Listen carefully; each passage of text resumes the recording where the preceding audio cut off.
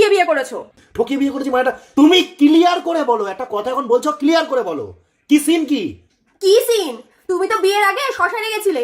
শ্মশানে কি একটা মৃত ব্যক্তি যার জামা কাপড় খোলা ছিল। জামা কাপড় কাছে মানে নগ্ন ব্যক্তি, তাই তো?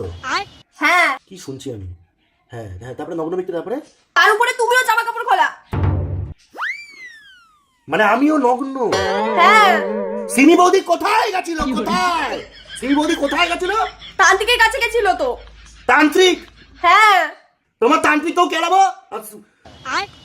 কি বলেছে তারপরে শুনি? তারপরে আবার কি?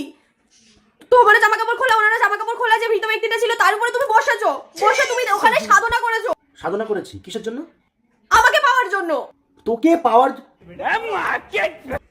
মানে আমি একটা জিনিস চিন্তা করছি, শ্মশান, তারপরে ওই লোকটা যে নগ্ন হয়ে মৃত ব্যক্তি নগ্ন মানে সে চিতায়, না হলে তো এমনি পড়ে